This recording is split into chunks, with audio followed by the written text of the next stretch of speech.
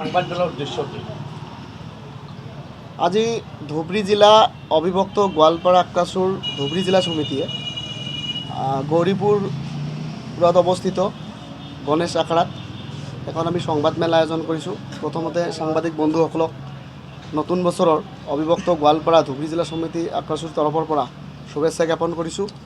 আৰু আপোনালোকে ইতিমধ্যে জানে যে আমাৰ আক্ৰাসুৰ 6টাকৈ জাতীয় সংগঠনে সন্মিলিত মঞ্চৰ উদ্যোগত অহা 21 জানুৱাৰী ৰাতিপুৱা 5 বজাৰ পৰা সন্ধিয়া 5 বজালৈকে 12 ঘণ্টীয়া অসম বন্ধৰ যি সৰ্বাত্মক কাৰ্যসূচী ইতিমধ্যে গ্ৰহণ কৰা হৈছে।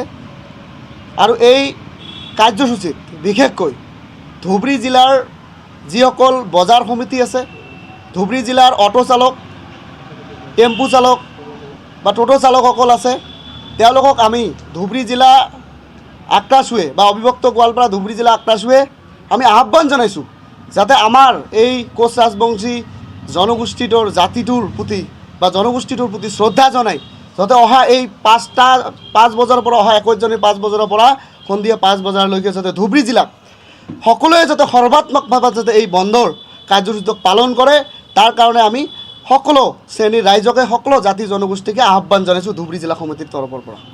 আৰু তাৰ লগতে আমি ক'ব খোজোঁ যে বিশেষকৈ যেহেতু আমাৰ 6টাকৈ জাতীয় সংগঠনে ইতিমধ্যে 21 জানুৱাৰীত আমাৰ এই বন্ধৰ কাৰ্যসূচী দিয়া হৈছে, গোটেই অসম জুৰি এই সৰ্বাত্মক কাৰ্যসূচী কিন্তু গ্ৰহণ হ'ব।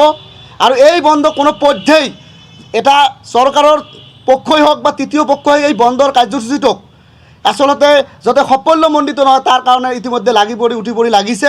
আৰু বিভিন্ন আমাৰ জিলা সমিতি হওক, আঞ্চলিক সমিতি বা কেন্দ্ৰীয় সমিতিৰ বিষয়ববীয়ালৈকে কিন্তু যি চৰকাৰে তৃতীয় পক্ষৰ জৰিয়তে বা পুলিচৰ জৰিয়তে বিভিন্ন ধৰণৰ অত্যাচাৰ, বিভিন্ন ধৰণৰ নোটিছ প্ৰেৰণ কৰি আমাক হাৰাশাস্তি কৰি আছে।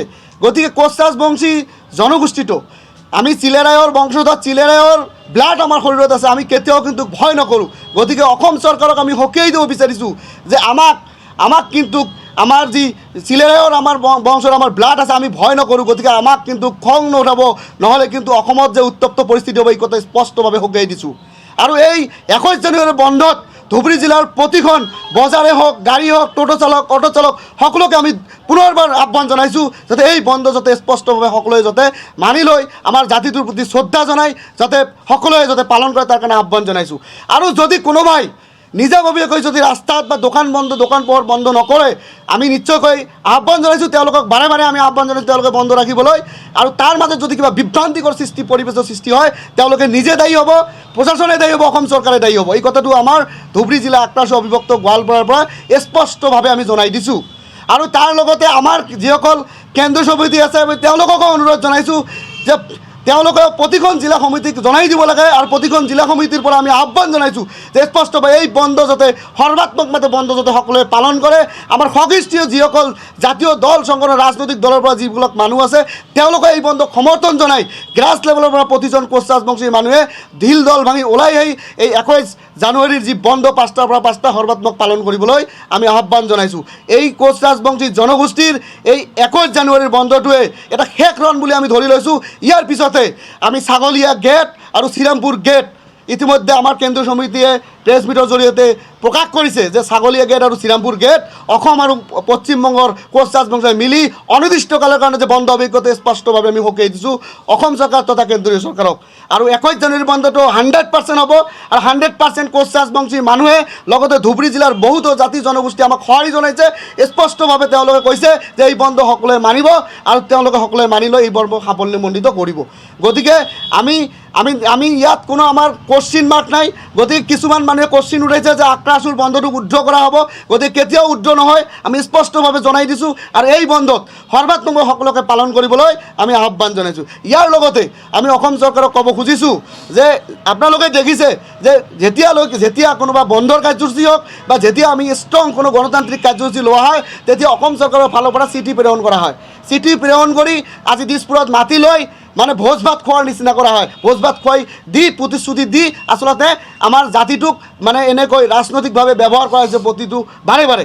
গতিকে সেই ক্ষেত্ৰত যিহেতু আক্ৰাসীয় নতুন পন্থাৰে এইবেলি কিন্তু আমাৰ কোনো চেণ্ট্ৰেল প্ৰেচিডেণ্ট বা ছেক্ৰেটাৰী প্ৰেচিডেণ্টে কিন্তু আজি গভৰ্ণমেণ্টৰ আমাৰ সন্মানীয় মন্ত্ৰী পীযুষ হাজৰিকা ডাঙৰীৰ নেতৃত্বত যোৱাকালি 6 বজাত এখন সভা অনুষ্ঠিত হৈছিল জনতা ভৱনত। এই সভাত কিন্তু কোনো আমাৰ আক্ৰাসুৰ কোনো এখন সমিতিৰ সভাপতি সম্পাদকে কিন্তু তাত উপস্থিত নাছিল। কিন্তু যিহেতু চৰকাৰে আমাক চৰকাৰে যিহেতু এখন চিঠি পঠাইছে আৰু সেই ক্ষেত্ৰত কিন্তু নিশ্চয়কৈ সন্মান জনাই আমাৰ কিন্তু এটা প্ৰতিনিধি দলে তাত মানে সাক্ষাৎকাৰ কৰি আচলতে আমাৰ যিটো মেছেজ আছিল আমি চৰকাৰক কিন্তু জনাই দিছোঁ যে 21 তাৰিখৰ বন্ধ কোনো কাৰণতে উদ্ধ কৰা নহ'ব। আৰু অকল এটা আক্ৰাসুৰ নহয়, গোটেই কোচ ৰাজবংশী জাতিটোৱে এটা আৱেগপূৰ্ণ বন্ধ 21 তাৰিখত হ'ব। গতিকে এই ক্ষেত্ৰত আমি ছেক্ৰিফাইচ নকৰোঁ, 100% বন্ধ হ'ব। আৰু অসম চৰকাৰক আমি সকীয়াই দিওঁ যে বাৰে বাৰে আমাক প্ৰবঞ্চনা নকৰিব। যদি আপোনাৰ দায়বদ্ধতা আছে, সদিচ্ছা আছে, কোচ ৰাজবংশী জনগোষ্ঠীটোক জনজাতিকৰণৰ জৰিয়তে এই কোচ ৰাজবংশী জনগোষ্ঠীটোক আপোনালোকে বচাওক। অন্যথাই ইয়াতকৈ যে ভয়ংকৰ আন্দোলন হ'ব অনাগত দিনত, এই কথাটো আপোনালোকৰ জৰিয়তে অসম চৰকাৰক আমি সকীয়াই দিছোঁ। আজি মন্ত্ৰী পীযুষ হাজৰিকাই খন্তেক পূৰ্বে দেখা গৈছে যে সংবাদমেলযোগে বন্ধ উঠাই লোৱাৰ আহ্বান জনাইছে। মুখ্যমন্ত্ৰীৰ সৈতে বৈঠকত বহিব বা মুখ্যমন্ত্ৰী বিদেশ ভ্ৰমণৰ পৰা অহাৰ লগে আপুনি নহয়, এই ক্ষেত্ৰত মই অলপ আগতে আপোনালোকক কৈছোঁ যে যোৱাকালি 6টামান বজাত সন্ধিয়া 6টামান বজাত আমাৰ আক্ৰাসুৰ নেতৃত্বক চিঠি এষাৰে মাতি ইতিমধ্যে গুৱাহাটী জনতা ভৱনত মাতিছিলে। আৰু সেই সভাত আমি স্পষ্টভাৱে জিলা সমিতিবোৰে আমি কেন্দ্ৰীয় সমিতিবিলাকক আমি হেঁচা প্ৰয়োগ কৰিছিলোঁ যে কোনো কাৰণত এই বন্ধ উদ্ধ কৰা নহ'ব আৰু আপোনালোকে তাত উপস্থিত হ'ব নালাগে বুলি আমাৰ মত প্ৰকাশ আমি কৰিছিলোঁ। কিন্তু আমাক শ্ৰদ্ধা জনাই কেন্দ্ৰীয় সমিতি যিবিলাক আছিলে তেওঁলোকে তাত কিন্তু উপস্থিত হোৱা নাছিলে। কিন্তু চৰকাৰক শ্ৰদ্ধা জনাই যোৱাকালি আমাৰ এটা সজাতি দলে এটা গৈ তাত উপস্থিত হৈ আমাৰ যিখিনি কথা আছিলে যে এই বন্ধটো কোনো কাৰণত উদ্ধ কৰা নহ'ব, আমাৰ নিশ্চয় সদিচ্ছা আছে, আমি আলোচনা আমাৰ চলি থাকিব। কিন্তু সমান্তৰালভাৱে আমাৰ যি আন্দোলনৰ কাৰ্যসূচী চলি থাকিব। যদি বন্ধৰ পিছত চৰকাৰে যদি ত্ৰিপাক্ষিক বৈঠকৰ জৰিয়তে অৰ্থাৎ আমাৰ কেৰলৰ যি